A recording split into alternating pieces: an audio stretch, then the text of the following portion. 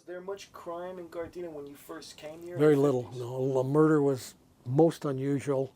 I don't know if they even had. I don't remember seeing any paper, any crime reports in the, what do they call them? Crime, articles about crime where they list The all. blotter. Yeah, blotter type things. I don't think I remember seeing that. And you heard about it. You knew the police chief and you knew all the cops and you knew everybody. And if there was even a kind of a small crime, you'd hear about it. Break-ins you almost never heard of. Residential break-ins, I can't ever remember any. Maybe a few commercials once in a while. Some incidents at the card club, maybe, where somebody got mugged in the parking lot or something, I guess. But not much. What types of crimes are most prevalent here in Gardena now? Burglary, auto theft, mugging, and I'm afraid that it's getting worse all the time. I'm afraid that it's almost getting to the point where one could almost call it marauders, because I'm afraid that there are a lot of people in town now that don't have, that don't have enough to eat, and they don't have places to stay, and they're taking advantage of people. And if they see a place where they're going to make a few bucks one way or another, they're doing it. And I think burglaries are rampant. Auto theft, muggings. I just read the blotter in the Gardena Valley News. It's getting worse all the time. We read it to see, who's close and who isn't. We were broken into 3 or 4 years ago, broad daylight on a Saturday afternoon while we were at church. They caught the guy and he got a couple of years in jail, but it wasn't enough. As a resident, how aware are you of the gang culture that exists in Gardena? Very aware. Very aware. Deplorable. Something, as everybody says, something should be done about it, but it seems like it's a proactive situation. I mean, a reactive and not proactive. A long time ago, there was a WeTip program, and Gwen Duffy, I think you interviewed her. She was a big booster of that WeTip, and you could call in, and it was truly an anonymous thing. They had a really good system whereby you could call in, you could tip, and there was no way they could find out who did it. And I cooperated with it. In fact, I had the honor of being, they selected people, and I was International WeTip Fire Chief of the Year one year. I helped Gwen on this program, but she was the spearhead of it. And I think it's kind of gone by the wayside. The guy that developed it lived out in Orange County or something. I think he's dead now, but they did away with it. And that was good. If that's what it takes, they would give a reward for people that called in tips on crime, arson, burglary, or anything. And it was a statewide, nationwide, international, began to be an international thing. Yes, it's bad. It's intimidating. It frightens me. I've had incidents, personal incidents, where I thought somebody was going to try to, do something just by you looking at them wrong, and if you're kind of outspoken and have a tendency to say what you think, you're probably at risk a little bit more. And I don't like that feeling. I see all the graffiti going on. I deplore that. You look at the fence along the street over here, one side, there's no houses on that side. There's a cement block wall for about a block, and there's about 15 different color patches on there where people have tried to blot out the graffiti. And it's bad, man. I mean, you see stop signs graffitied.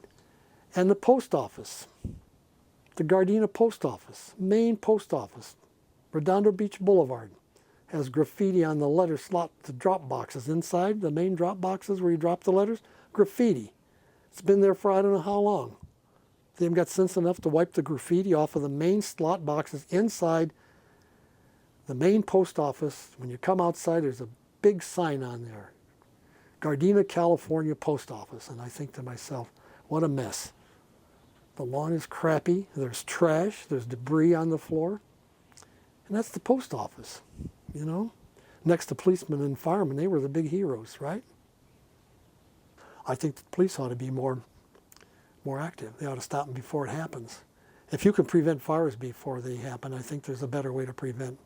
Gardena had this system whereby they were going to divide the city into areas and have a certain cop that you could call, and he was sort of your resident cop. I saw a cop's car a few times, and now it's kind of fallen by the wayside. And I talked to the city manager and told him, encourage that. I left a message for the police chief. I talked to my friend, the captain that lives around the corner, hoping that they would. It's like the beats. It's like the cops walking the beat. Back in Flint, I worked in the toughest part of town, corner of Leith and St. John Street in Flint, Michigan. It would be like Central Avenue in Watts, and I worked at my brother's gas station back then. I was 16 years old, and they had a beat cop, and he was a black guy. His name was Archie Parks. He had gold teeth, biggest guy you ever saw. He carried a big stick, and used to crack heads, black or white, didn't matter. Okay, so what's wrong with walking beats? I mean, they go around here once in a while on bicycles with their shorts, and they're going to do this and they're going to do that, and the crime goes on. We huddle in the house. The people watch their computers, and sit there and huddle in there like a bunch of sheep, and it goes on. Nothing changes. Have you seen a lot of gun crime? I read about it in the paper. You hear, people getting shot left and right, and the other deplorable thing is this road rage. I mean, that used to be an unusual situation. Oh my God, somebody got shot on the freeway. Now another guy got shot on the freeway. I don't know. I don't know the answer. I'm against gun control. I think they ought to arm everybody. Sometimes I think they ought to do like they do in Arizona or something. Let you carry it on your hip. Sometimes I speak out of turn. I got a big old rusty 45 in there, and I told my wife, I said, well, knock at the door. You don't get in, back away, or it's coming through the door. And that's, we live in a pretty good neighborhood. What have you done to sort of fortify your home, in a sense, Well, or have you done anything? Yeah, I got a piece in there that I would not hesitate to use, and I try to be aware. I try to, since we got broken into and they stole all my wife's jewelry and everything they could get their hands on in broad daylight, and they had balls enough to do that. And you get approached, you can't tell. I'll tell you an incident.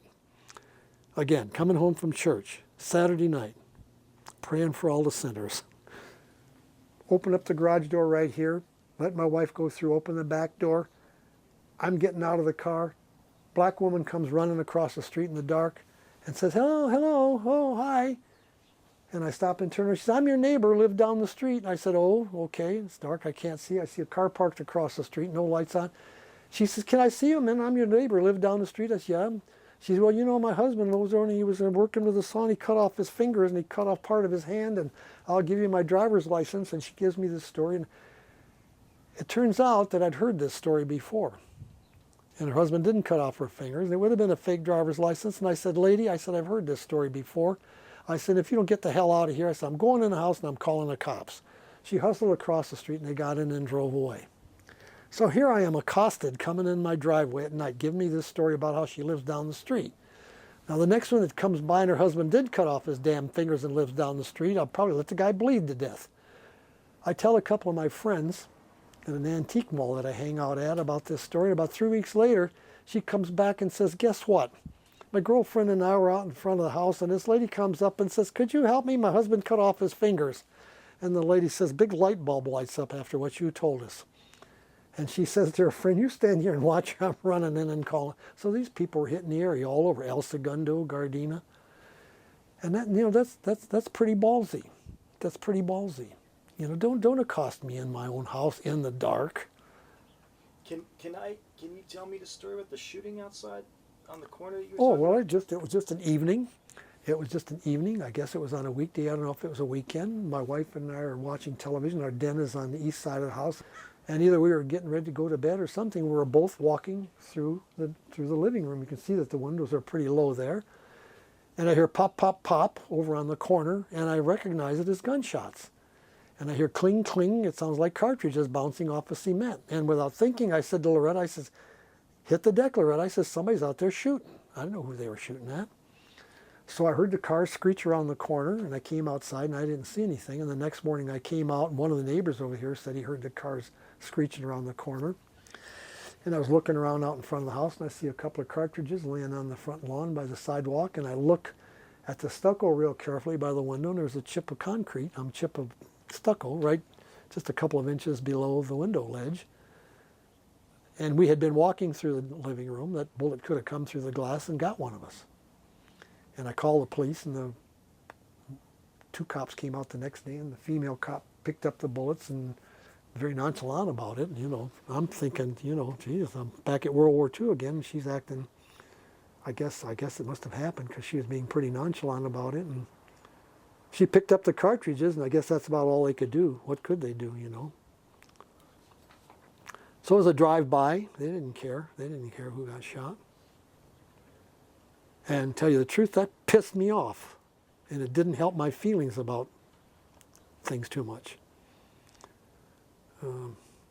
I'm angry. I'm angry. I'm upset. I'm disappointed. I feel like I have no control over what's happening. I feel like there are some people that could control it that aren't. I hear talk, talk, talk. Don't give me talk. Go over to the place where the arsonist is setting fires and try to catch him before he sets another fire. Go over there and find out where the criminals are and pick them up. Part of it is you can't arrest anyone. You got to do this. You got to do that.